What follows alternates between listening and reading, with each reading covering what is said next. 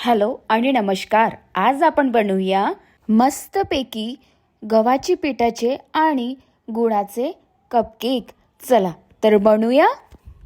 सर्वप्रथम आपल्याला एका बाउलमध्ये गूळ घ्यायचा आहे. हाफ कप मी इथे गुळाचा पावडर घेतलेला आहे. तुम्ही इथे गूळ सुद्धा वापरू शकता. त्यानंतर आपल्याला इथे गरम पाणी ॲड करायचं आहे 3 टेबलस्पून आणि छान याला मिक्स करून घ्यायचं आहे.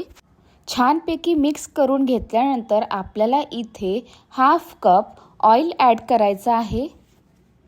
त्यानंतर आपल्याला इथे दहीसुद्धा हाफच कप ॲड करायची आहे. त्यानंतर व्हॅनिला एसेन्स इथे मी घेतलेला आहे हाफ टीस्पून. त्यानंतर आपल्याला इथे गुळासोबत जे पण काही इन्ग्रेडियंट्स घेतलेले आहे ते सगळे आपल्याला छान असे मिक्स करून घ्यायचे आहे. सगळे इन्ग्रेडियंट्स मिक्स करून घेतल्यानंतर इथे मी 1/4 कप मिल्क म्हणजेच दूध ॲड केलेला आहे.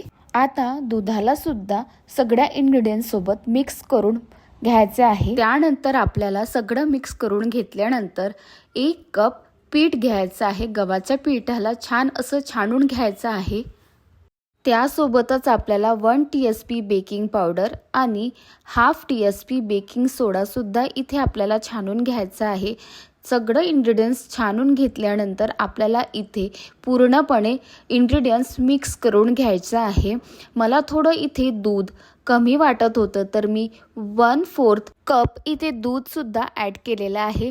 इथे छान पूर्णपणे मी फ्लोईंग कन्सिस्टन्सीमध्ये पूर्णपणे मिक्स करून घेतलेलं आहे. त्यानंतर मग मी इथे कपकेक्स घेतलेले आहे. तुम्ही इथे जे चाय पितो त्याच्यामध्ये सुद्धा बेक करू शकता.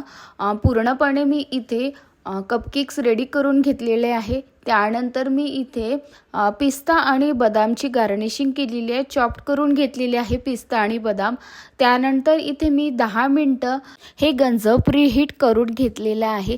प्रीहीट केल्यानंतर पूर्ण कपकेक मी इथे ठेवून दिलेले आहे.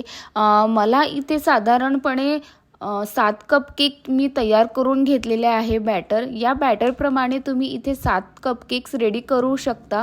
त्यानंतर आपल्याला पूर्णपणे हे कपकेक्स 30 to 35 मिनिट्सपर्यंत बेक करून घ्यायचं आहे. पूर्णपणे बेक केल्यानंतर मस्त असं हे कपकेक्स रेडी होऊन तयार होतात.